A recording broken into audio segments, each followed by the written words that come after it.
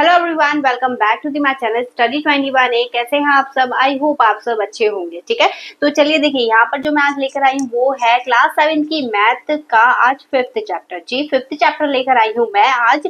तो यहाँ पर देखिए 1 से लेके 4 तक के जितने भी चैप्टर थे, जितनी भी एक्सरसाइजेज है वो सारी मैं करवा चुकी हूँ। आई होप आपने वो वीडियोस देख ली होंगी।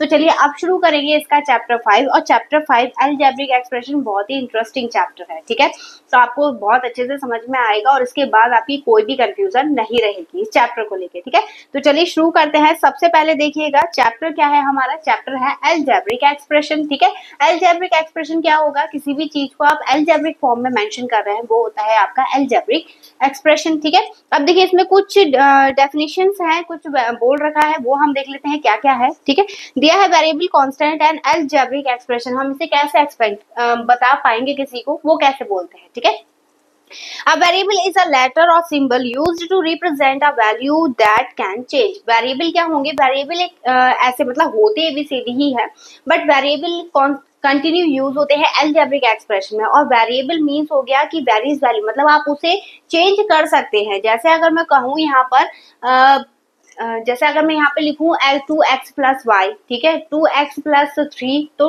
x की जगह पे मैं कुछ भी लगा सकती हूँ, तो वो होता है आपका वेरिएबल। ठीक है, फिर आ गया constant is a value that does not change. अगर कहीं पे 2x लिखा है तो आप उसे 3x नहीं लिख सकती, या फिर 3, जैसे आपके पास 2 मैंगोज हैं तो आप किसी को क्या बताएंगे कि मेरे पास कितने आई हैव 2 मैंगोज, 3 नहीं बता सकते उस कंडीशन में। तो 2 जो है वो एज अ कांस्टेंट होता है, मतलब आप उसे चेंज नहीं कर सकते। ठीक है, फिर इसके बाद दिया है N algebraic expression is a combination of variables and constant connected by mathematical operation plus minus multiply and divide.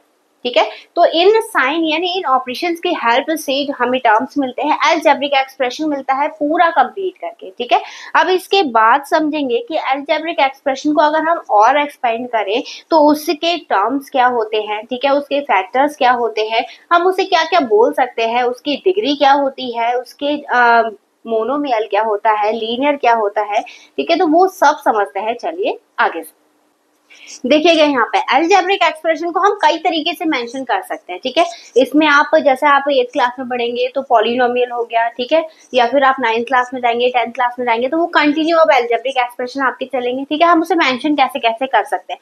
कोई भी पावर है, ठीक है, अगर कोई भी अलजेब्रिक एक्सप्रेशन आपको दे रखा है, उसकी पावर जो है, जैसे यहाँ पर मैंने अगर लिखा है x², ठीक है, तो ये जो पावर है वो होती है इसकी होल नंबर। ठीक है, पावर सिर्फ होल नंबर होना चाहिए, ठीक, तब आप उसे क्या बोल सकते हैं, आप उसे बोल सकते हैं अलजेब्रिक एक्सप्रेशन, कोई भी है। ठीक है, अब मान लिया कि मैंने यहाँ पर लिखा है ax² plus bx plus c। ठीक, यहाँ पर देखिए वेरिएबल कौन सी यूज हो रहे हैं, x।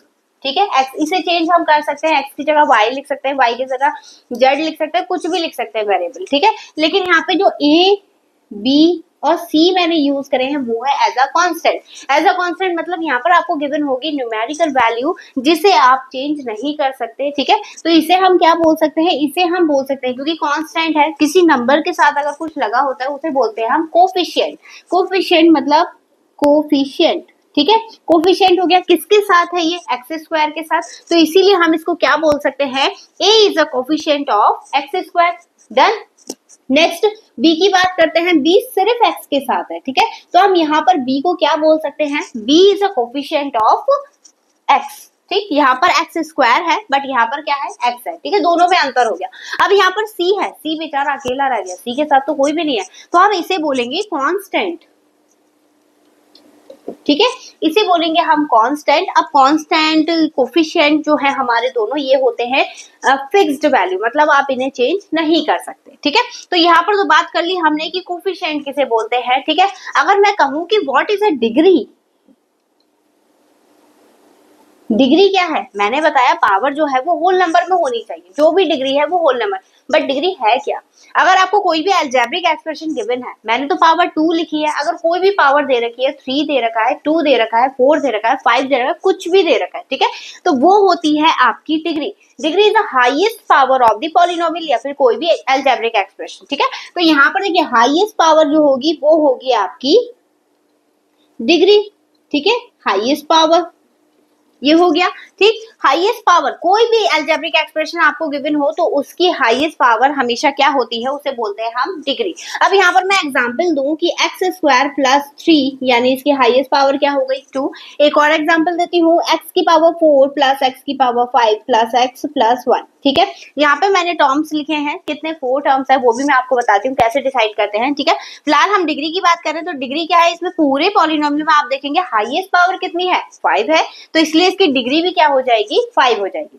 ठीक है, आई होप आपके समझ में आया होगा। ठीक है, अब बात करते हैं टर्म्स। टर्म्स हम कैसे डिसाइड करते हैं, मैंने आपको 4 ऑप्शन बताए, प्लस माइनस मल्टीप्लाई डिवाइड। ठीक है, तो टर्म्स जो डिवाइड करता है वो होते हैं सिर्फ 2 साइन, एक होता है प्लस का और एक होता है माइनस का। ठीक है, अगर मैं यहाँ पर बात करूं, मैंने यहाँ पे 4 टर्म्स लिखे हैं, डिवाइड कौन कर रहा है उसे, प्लस प्लस प्लस। ठीक है, इसकी जगह रफ करके मैं इसे लिख सकती हूँ माइनस, यानी आपके सिर्फ प्लस और माइनस साइन ऐसे है कि कोई भी अलजेब्रिक एक्सप्रेशन है उससे टर्म्स में डिवाइड करता है। ठीक है, जैसे अगर 2 टर्म्स मुझे लिखने हैं तो x प्लस 1, कौन सा ऑपरेशन यूज हुआ, प्लस का। ठीक है, अगर मुझे लिखना है x माइनस वाई, तब भी 2 टर्म ही काउंट करूंगी। मल्टीप्लाई एंड डिवाइड काउंट होता है 1 टर्म में, जैसे कि अगर मुझे इसे लिखना है तो x इंटू वाई, ये पूरा क्या होगा, सिंगल टर्म होगा। ठीक है, तो आप ध्यान रखिएगा प्लस माइनस जो है वो टर्म्स को डिवाइड करता है, मल्टीप्लाई और डिवाइड नहीं करता है। ठीक है, टर्म्स में नहीं, वो सिंगल टर्म काउंट होता है। ठीक है, अब इसके बाद देखते हैं कि अगर हम टर्म्स में डिग्री उसकी चेंज करें या फिर हम टर्म्स 1 2 3 ही रखें तो उसके अकॉर्डिंग हम उसे क्या क्या बोल सकते हैं। बहुत ही इंटरेस्टिंग चैप्टर है, बहुत मजा आएगा। चलिए बढ़ते हैं आगे। देखिएगा, यहाँ पर हमने सीख लिया डिग्री किसे कहते हैं, कोफिशिएंट किसे कहते हैं, टर्म्स कैसे डिवाइड करते हैं, वो सब हमने सीख लिया। ठीक है, अब जो मैं आपको बताने वाली हूँ वो भी बहुत इंटरेस्टिंग है। अगर मैं आपको एक टर्म दूं उसे क्या बोलेंगे हम, ठीक है, 2 टर्म दूं तो उसे क्या बोलेंगे, तो वो चीज अब हम सीखेंगे। देखिए यहाँ पे इसे हम 2 तरीके से डिवाइड कर सकते हैं, एक इसकी टर्म्स के अकॉर्डिंग, ठीक है, टर्म्स पता चल गया ना जिसमें प्लस माइनस आ रहा है उसके अकॉर्डिंग। ठीक है, और दूसरा उसकी डिग्री के अकॉर्डिंग। हालांकि इतना डिटेल में 9th क्लास में पढ़ाती हूँ, बट कोई नहीं, आपके लिए सब कुछ। ठीक है, देखिए यहाँ पर टर्म्स के अकॉर्डिंग या फिर डिग्री के अकॉर्डिंग कैसे कैसे नाम लिए जाते हैं उसके। अगर मैं कहूँ कि सिर्फ एक टर्म है, एक टर्म मतलब फॉर एग्जाम्पल टर्म 1 है। ठीक है, जैसे मैंने मान लिया x है, x स्क्वायर है, x y है, x की पावर 3 है, मतलब कोई भी ऑपरेशन जो है प्लस या माइनस का वो यूज नहीं होना चाहिए उनके बीच में, तो वो होता है सिंगल टर्म।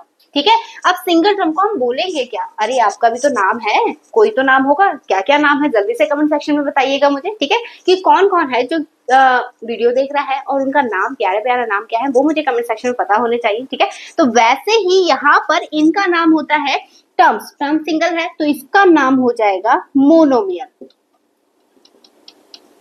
ठीक है, आ गया समझ में। अगर सिंगल टर्म है तो नेम क्या होगा, मोनोमियल, टर्म्स के अकॉर्डिंग। ठीक है, अभी हम सिर्फ टर्म्स के अकॉर्डिंग देख रहे हैं। अगर हम 2 रखें यानी 2 टर्म रखें, फॉर एग्जांपल 2 टर्म कैसे मैम, तो हम एक ऑपरेशन यूज करेंगे, कोई भी प्लस माइनस कुछ भी, तो ये हो जाएगा 2x स्क्वायर प्लस x, 2 ही यूज होने चाहिए, 2 से ज्यादा नहीं। ठीक है, तो यहाँ पर हो जाएगा x प्लस वाई, ठीक, या फिर x स्क्वायर माइनस 1, कुछ भी ले लीजिए एग्जाम्पल। कितने टर्म्स हो गए, 2 टर्म्स हो गए। ठीक है, ऑपरेशन कितने यूज हो रहा है, सिंगल ऑपरेशन। ठीक है, जितने भी ऑपरेशन यूज होते हैं, ठीक है, उसके एक ज्यादा ही टर्म्स आती है। यहाँ पर मैंने एक ऑपरेशन यूज करा है, 2 टर्म्स आ रहे हैं, 2 ऑपरेशन यूज करूंगी तो 3 टर्म्स आएंगे। ठीक है, अब यहाँ पे मैंने 2 टर्म्स तो लिख लिए, नाम क्या होगा इसका, तो चलिए देखते हैं। इसका नाम होगा बाइनोमियल। गॉट इट, आ गया समझ में। अब इसके बाद बढ़ते हैं एक और स्टेप, हम थर्ड टर्म ले लेते हैं। हालांकि बहुत लंबी सीरीज है, आप कंटिन्यू चलते रहेंगे तो खत्म नहीं होगा, तो हम फिलहाल 3 तक की बात करेंगे। अगर इसके 3 टर्म्स हैं, जैसे कि मान लिया हमने 2x square plus x plus 1, 3 terms हो गए। इस टाइप से कुछ भी अगर 3 टर्म्स हमें दे रखे हैं अलजेब्रिक एक्सप्रेशन में, उसे बोलेंगे हम ट्राइनोमियल। ठीक है, आ गया समझ में। अब इसके बाद बढ़ते हैं डिग्री। डिग्री बताया था तो आपको कि अगर हाईएस्ट पावर, जैसे अगर मैं इसकी पावर की बात करूं तो हाईएस्ट पावर क्या है 2, इन डिग्रीज के अकॉर्डिंग इनके नेम क्या होते हैं, उसमें टर्म्स मैटर नहीं करते, आपकी टर्म्स चाहे कितनी भी हो, ठीक है। अब मैं देखिए इसमें बताऊं, अगर डिग्री 1 है तो डिग्री कई कंडीशन पे 1 हो सकती है, जैसे कि सिंगल एक्स दे रखा है, एक्स प्लस वाई प्लस 1 दे रखा है, तो टर्म्स कितने भी हो डिपेंड नहीं करता, हाई बस पावर उसकी उसी के अकॉर्डिंग होनी चाहिए, हाईएस्ट पावर जो होगी उसके अकॉर्डिंग, ठीक है। आगे समझ में। अब देखिए यहाँ पर जैसे एग्जाम्पल ले लिया एक्स स्क्वायर प्लस 1, तो यहाँ पर देखिए टर्म्स मैंने 1 2 3 भी ले रखा है, लेकिन डिग्री क्या है उसकी, डिग्री सिर्फ 1 होनी चाहिए, ठीक है। अब इसका नाम क्या होगा, तो नाम हो जाएगा इसका लीनियर पॉलिनोमियल, ठीक है। इस टाइप से अगर डिग्री 2 है तो नेम क्या होगा, तो जैसे x square plus x square plus 1, ठीक है, कुछ भी जिसकी पावर 2 होगी, ठीक है। इसके आगे अगर 2 नंबर भी लगा तो उससे कोई मतलब नहीं है, हमें सिर्फ पावर से मतलब है, डिग्री से मतलब है, ठीक। इसका नाम हो जाएगा क्वाड्रेटिक पॉलिनोमियल, ठीक है। और थर्ड यानी अगर पावर 3 है तो उसका नेम क्या हो जाएगा, जैसे x cube plus 1 x cube plus x square plus 1, ठीक है, इस टाइप से कुछ भी, तो ये हो जाएगा आपका क्यूबिक पॉलिनोमियल, ठीक है। तो आई होप आपके जो जितने अलजेब्रिक एक्सप्रेशन से जितने रिलेटेड क्वेश्चंस है वो इसमें फिनिश हो गए होंगे। बाकी अगर कोई नया इंटरेस्टिंग क्वेश्चन आता है तो वो हम एक्सरसाइज वाइज देख लेंगे, ठीक है। तो आई होप आपको वीडियो पसंद आई होगी। आपको वीडियो कैसी लगी सच में मुझे कमेंट सेक्शन में जरूर बताइएगा, मैं वेट करूंगी आपके कमेंट का। आई होप आपको समझ में आया होगा। तो चलिए मिलेंगे अब इससे नेक्स्ट वीडियो में इसकी एक्सरसाइज 5A के साथ। तो नेक्स्ट वीडियो की अपडेट पाने के लिए वीडियो को लाइक, चैनल को सब्सक्राइब जरूर से कर लीजिएगा, ताकि इसके जो इंटरेस्टिंग क्वेश्चन हम आप करने वाले हैं इसके आगे वो छूटे ना। तो चलिए मिलेंगे इससे अब नेक्स्ट वीडियो में नए क्वेश्चन के साथ, तब तक के लिए धन्यवाद।